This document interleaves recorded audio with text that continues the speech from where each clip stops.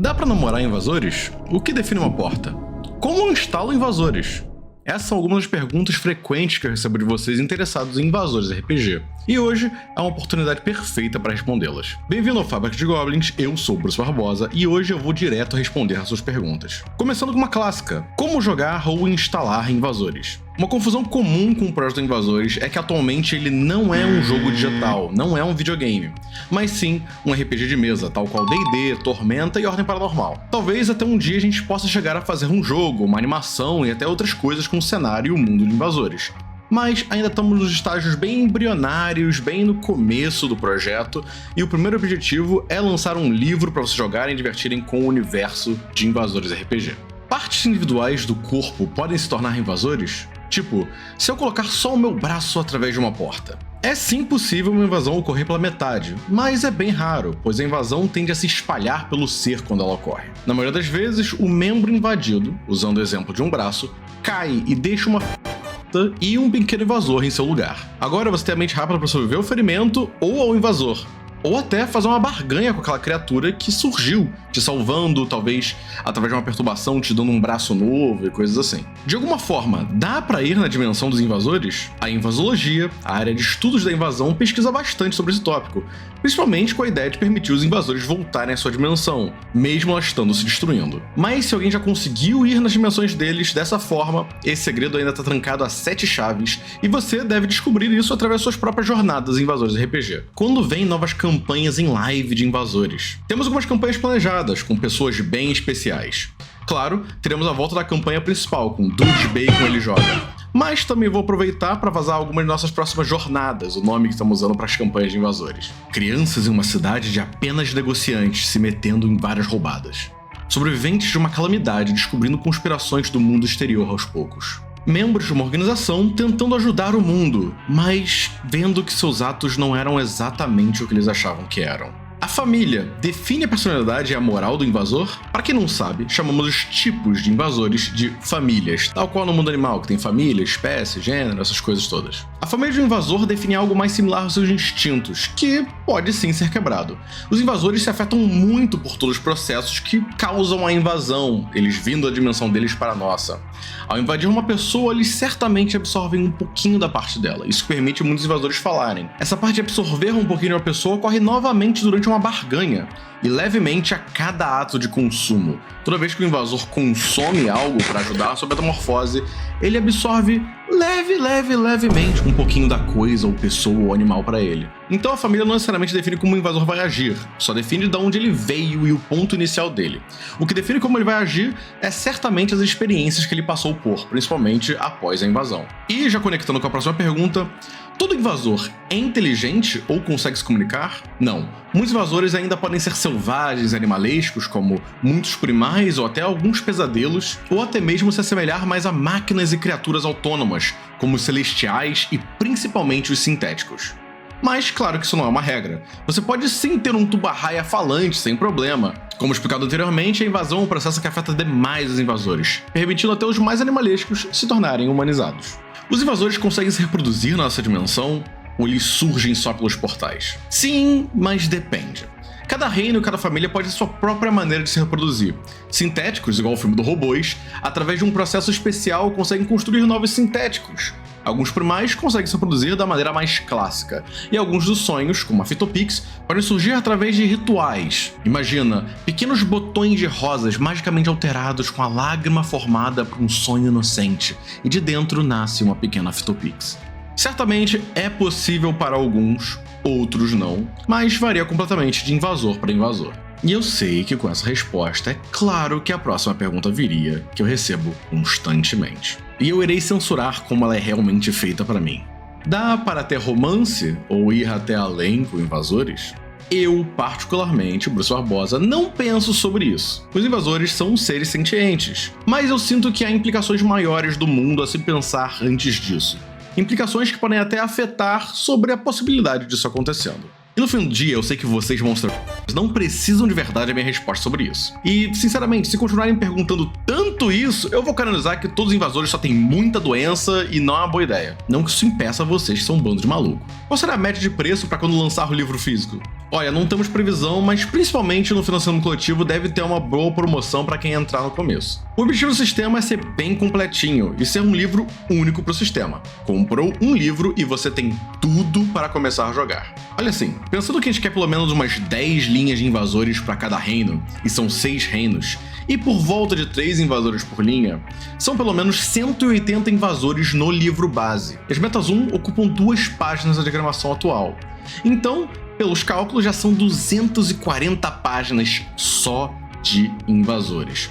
Então o livro provavelmente vai ser bem grande. Ah, Bruce, então por que você não faz o livro com as regras e outro livro com os invasores? Porque de qualquer forma você precisa dos dois para jogar.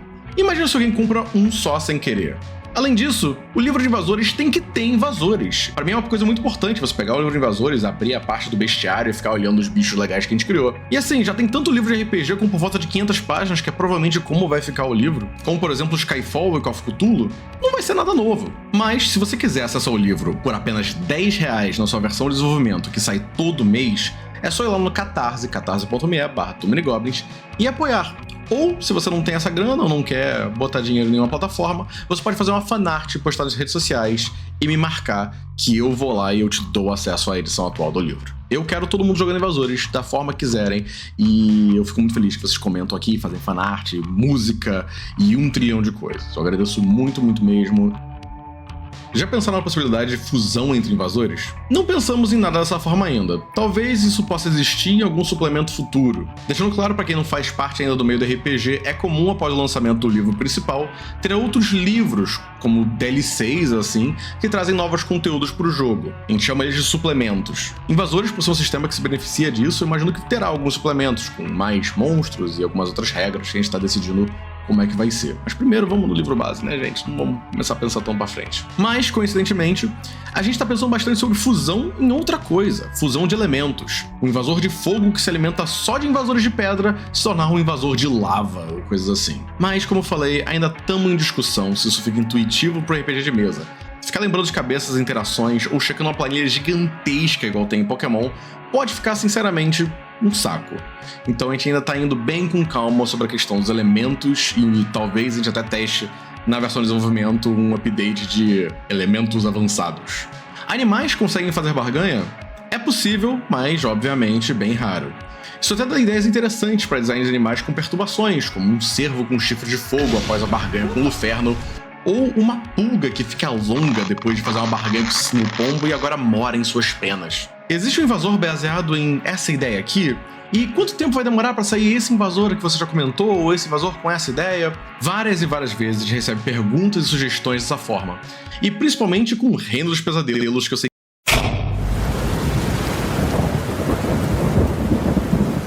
sei que vocês gostam muito. A gente adora todas as sugestões e de vez em quando realmente pegamos boas inspirações, então continue mandando. No nosso documento base temos muitos e muitos e muitos invasores planejados para serem desenvolvidos. E vocês nem têm ideia de quantos invasores já têm até arte pronta. Quer dizer, alguns aqui já sabem sim. Todas as quintas-feiras a gente faz lives exclusivas para os apoiadores do Catarse, onde a gente desenvolve os invasores, fazemos artes de designs e eu e o Kevin falamos muita besteira. Olá, telespectador médio. Sou eu, o editor desse vídeo, Dinho Televisão. Avisar você que eu também participo dessa call às vezes, também faço muitas brincadeiras bobas com o Bruce e Kevin, e fui pedido para avisar isso para você que não me conhece.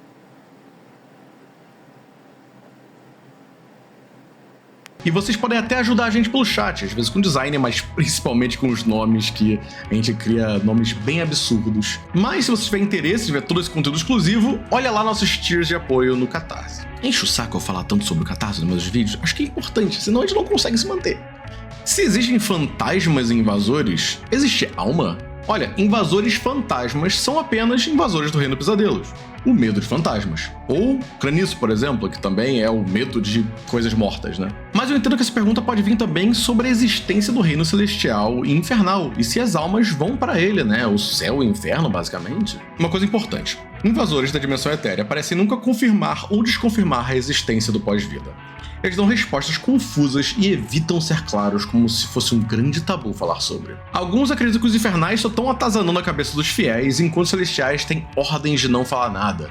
A decisão de uma pessoa ser boa deve vir dependente de uma recompensa no final de sua vida. Mas tem gente que teoriza até a possibilidade que existe algo metafisicamente impedindo eles falarem sobre. Outra coisa pra você descobrir nas suas jornadas invasores. O que define uma porta? Existem conceitos diferentes de portas e portais na invasologia. Alguns acreditam que seja uma estrutura que dê passagem entre dois lugares. Outros consideram portais como lugares de transição, até metrôs, túneis, elevadores e coisas assim. Outros pensam ser contextual. Um bambolê pode ser uma porta entre seu lado e outro. Uma coisa que todo mundo concorda é que uma porta ou um portal é algo que envolve completamente um ser. E o chão pode contar com parte dele, se necessário. O manual da Coalizão de Amigos Humanos Pós-Invasão possui uma regra simples. Se você está se perguntando se é uma porta, nem arrisque. E um pequeno pensamento para vocês aí nos comentários. Um túnel é um portal em sua totalidade ou dois, a entrada e a saída dele? E bem, gente, esse foi o vídeo de perguntas e respostas sobre invasores, que foi porque vocês ajudaram a gente bater uma meta do canal. E vamos fazer mais uma meta, mais um acordo? Se o canal chegar a 10 mil inscritos, eu faço um próximo vídeo de perguntas e respostas. Vocês podem botar as perguntas aqui nesse vídeo, que eu confiro diretamente nele, e às vezes eu pergunto nas redes sociais, tudo mais, pego, anoto, tudo bonitinho. Então, pessoal, não se esqueça de se inscrever, entrar no nosso Discord pra vir conversar comigo, com o pessoal e com outros pessoal do fandom do Invasores, até jogar as campanhas de Invasores, e comentar aqui o que você está achando, ideias suas, que a gente adora ver vocês. Além do apoio financeiro no Catarse, sinceramente, a vontade de vocês de ver mais o universo é uma coisa que incentiva muito a gente a continuar. É ao mesmo tempo algo que deixa a gente esperançoso no futuro do projeto e também é uma boa pressão saber que a gente tem que entregar algo todo mês e que vocês vão vir cobrar a gente. E muito obrigado a todos os apoiadores que estão passando aqui na tela, alguns até que foram eternizados como os goblins da nossa linda horda de goblins, que também é algo que você consegue através do Catarse. E esse foi mais um vídeo da Fábrica de Goblins, espero que tenha gostado.